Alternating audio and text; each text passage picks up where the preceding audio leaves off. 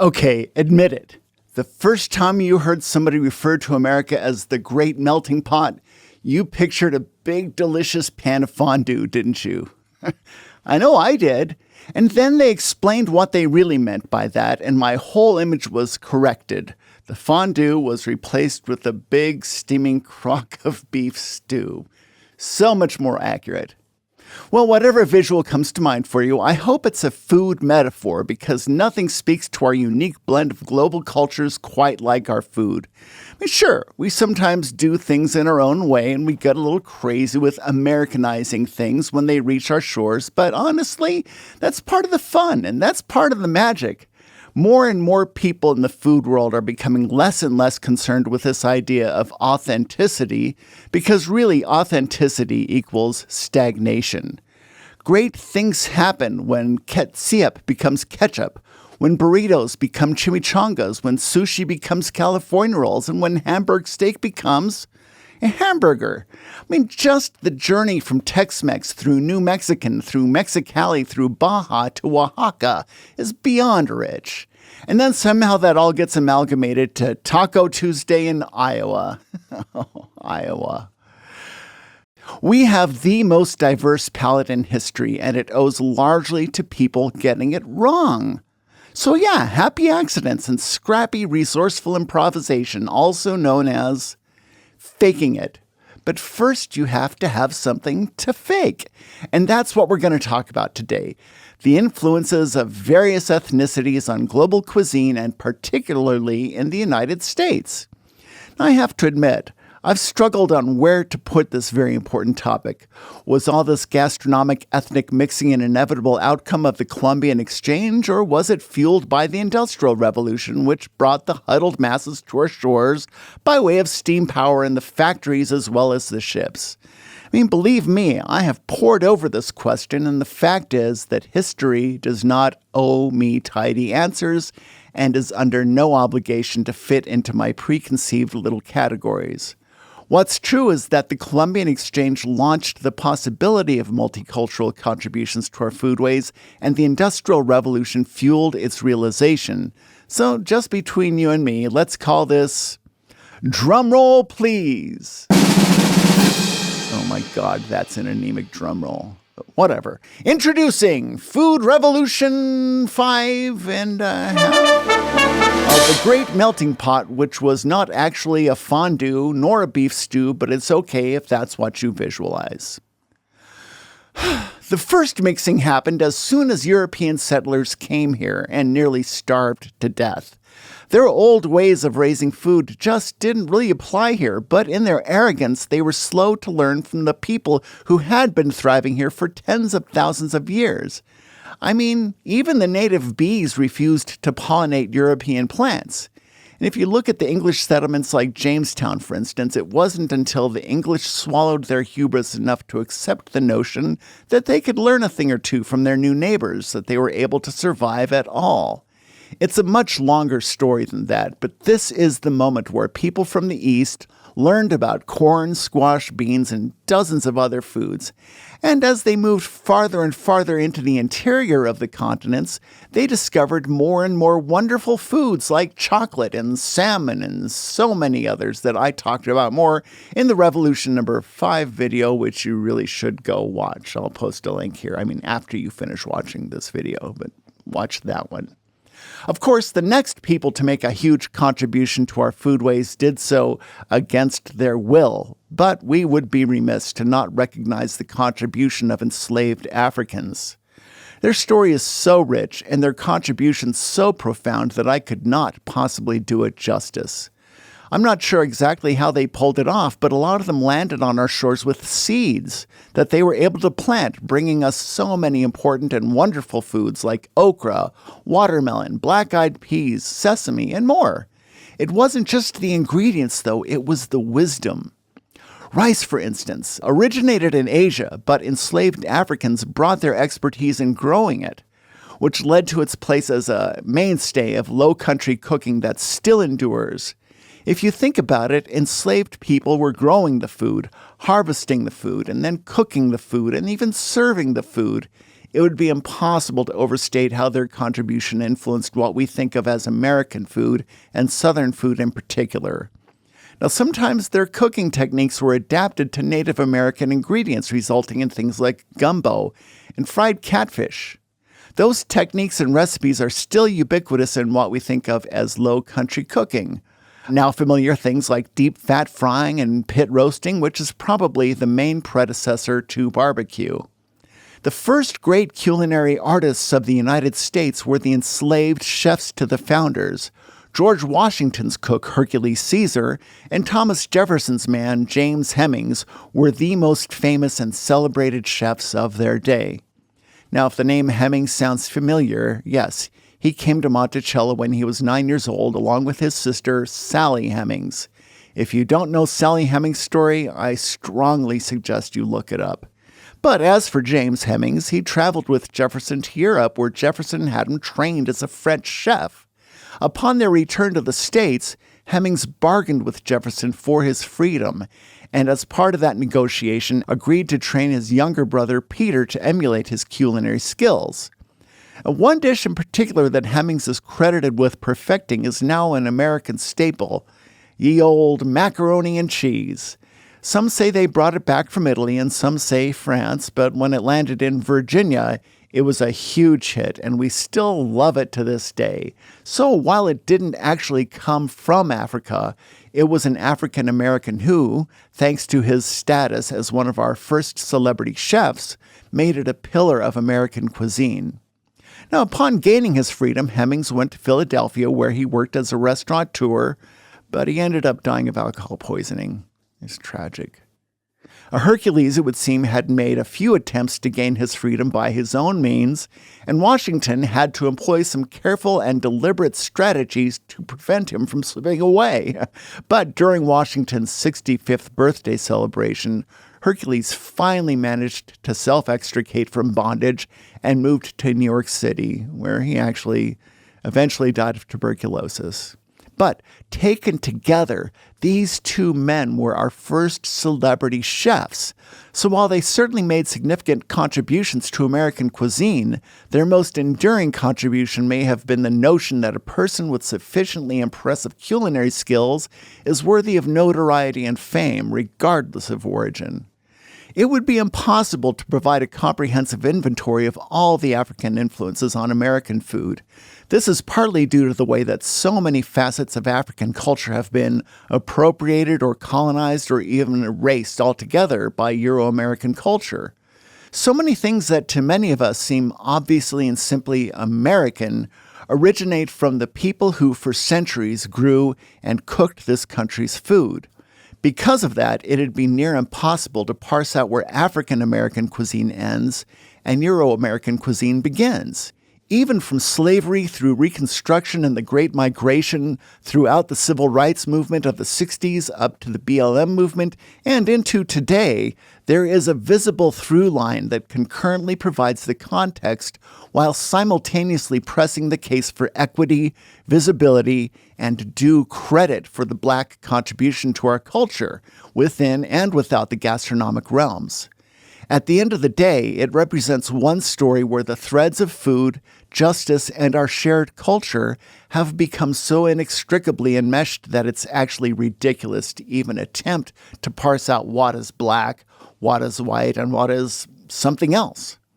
In a way, the only answer to the question of African influence on modern food is simply yes. Still, I have to try and fit it into a video of a digestible length. Now, maybe that's a cop-out, but it's also a bald-faced admission that I am not qualified to speak on anything beyond cursory terms. What I can say is that if you're a modern American, regardless of your physical DNA, you are Black, you are Jewish, you are Chinese, you are Iroquois, you are English, you're Latinx, you're German and Polish and Russian and Aztec and Arab and Greek and Vietnamese and all the others. And if it were possible to remove just one of those elements, you would no longer be your recognizable self, which is why those people who march with those insipid slogans of division, hiding behind bed sheets and tiki torches, they're engaging in an exercise in self-hatred and self-destruction. Now, this isn't just sanctimonious talk. You couldn't extricate your Jewishness any more than you could live without half your blood and half your brain. Even if you could, by some strange magic, provide a pedigree proving your origins as 100% so-called white, you would still be betrayed by the music you listen to, the words you use, the clothes you wear, the media you consume, the values you hold, your mannerisms, your sense of humor, your technology, and, of course, the food you eat. Like it or not, you have been made by your food, so good luck. It wasn't just enslaved Africans who brought their foodways here. Fast forward a couple centuries to, I don't know, what I think of as the Ellis Island era, when people from all over the world were coming to America in search of a better life. But the truth is, it's our lives that are now the better because of the contributions of Italian, Jewish, Chinese, Indian, German, Hungarian, Roma, and Japanese immigrants, just to name a few. The late 19th and 20th centuries saw huge waves of people immigrating to the United States, and their influence on our country was immeasurable, and there's no better evidence of this than food. As you might know or could easily guess, newcomers to this country were often made to feel less than welcome here, and for a lot of them, it was easier and safer if they lived near other folks with similar backgrounds, which led to the establishment of Jewish neighborhoods, Polish neighborhoods, Chinese neighborhoods, Italian neighborhoods, and so on. And in these neighborhoods, a lot of these folks sort of fusioned their old ways of cooking with ingredients that were available here, and while also attempting to tweak their food to appeal to American tastes. As you may already know, this was the origin of a lot of things we either think of as American food or mistakenly called Chinese or Italian and so on, even if they don't actually exist in the countries they're attributed to. Chow mein is a great example of something that, in China, is considered to be American food. The story of Chinese and Italian immigrants has a funny sidebar. There's an ongoing debate as to which culture invented noodles. Well, perhaps the most pervasive theory is that they were invented in China and then Marco Polo brought them home to Italy after his travels to the East. It shouldn't surprise you that a lot of Italian folks dispute this version of history, and we may never know the real truth, but what we do know is that both cultures brought their noodles when they came to the U.S., and sometimes I'm surprised that there aren't more stories about what happens when noodles collide, because those elongated, floppy boiled bread strands have had an outsized impact on the world. The earliest noodle ever found dates back to about 4000 BC, and I'm sorry, Italy, but it was found in China. The oldest known evidence of a Mediterranean noodle goes back to about 400 BC, so the best Italy can hope for is that there was some kind of parallel evolution, and there are enough differences between them to make it a plausible argument. Mediterranean noodles tend to be made from harder flour and are often made in a machine of some kind and then dried. Asian noodles are more often handmade from softer flour and cooked fresh. The Chinese word for noodle is mian, and the Chinese ascribe to noodles a symbolism of long life, so the longer the better, and one form is known as la mian, or Americanized as lo mein. Now, meanwhile, during this debate, in a neutral corner sits Japan, who has never claimed to have invented the noodle, but at some point they did develop a real affinity for la mian, which they eventually started calling larmen. In 1958, a very cool dude named Momofuku Ando came up with a technique to deep fry bundles of larmen, which he renamed ramen. And, well, you know the rest. Now, it's my opinion that anyone with a higher ed degree who hasn't lived on his invention for at least 3 months of their life should have their degree revoked. Now, the Japanese never claimed to have invented the noodle, but they certainly reinvented it. Now, you can get an interesting view of some of the differences between Chinese and Japanese cultures by looking at their noodle shops. A Chinese noodle shop might dazzle diners with a long menu of noodles with names taken from nature, while a Japanese store is more likely to only feature one kind of noodle, which they have single-mindedly focused on perfecting.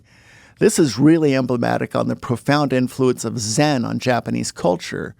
You're unlikely to find somen in a soba shop or udon in a ramen joint, and each will devote itself to skillful simplicity, and that is just so zen. Now, regardless of whether you are more partial to Italian pasta, Chinese lo mein, or Japanese ramen, noodles have had a profound impact on American food in ways that we'll continue to unpack in future videos. Noodles of all kinds were perfectly suited for what was to come next in our shared food story, but you'll just have to keep watching the channel for that. Oh, and while you're at it, make sure you like and subscribe and comment because YouTube just loves that kind of stuff, and so do I. A lot of well-known foods began as inventions of people of limited means, and I love these stories. Fajitas, for instance, were invented because Mexican field hands working in Texas were paid in skirt steak, which wasn't the most delicate cut. But they discovered that marinating and tenderizing it improved the flavor and texture, and now you people pay upwards of $20 a plate for it. Sukiyaki has a similar origin. Field workers in Japan weren't allowed to eat meat, so in order to cook it on the down low, they would heat up their hose and then use them as grills, which they could hold while standing up to disguise the fact that they were cooking meat. There are other examples, but I had to cut them because this video is already running kind of long. Chop suey is a patently American invention. Chinese workers in a mining camp in California invented it in the 19th century in an attempt to emulate the food from home that they missed. Now, there has never been a codified recipe for chop suey, and the name roughly translates to a bunch of ingredients, a term more loaded than you might think. Mixing a bunch of ingredients together is exactly one of the things that made a lot of Americans suspicious of the foods of newcomers, so it turns out that Chinese and Italian immigrants had more in common than just noodles. A lot of Americans at the time cited a mistrust of ethnic foods as an excuse to distrust the people. Dishes with too many ingredients, unknown ingredients, strong, unfamiliar flavors and smells were reflective of how some Americans thought of the people cooking them. Americans up through the 1800s tended to like their foods to be separate, almost like a petulant child who refuses to eat his peas once they have touched the mashed potatoes. They wanted their protein here, a vegetable here, a starch over here, and everything was visible, discreet, and easy to identify. There were some obvious exceptions like stew and pot roast, of course, but the complex sauces of the Italians or the stir-fried ingredients of the Chinese only added to Americans' perceptions of their cultures as furtive, impenetrable, and downright suspicious. I mean, what are those people even doing anyway? What are they saying in that language? Who knows what they're eating, but you can smell it a mile away.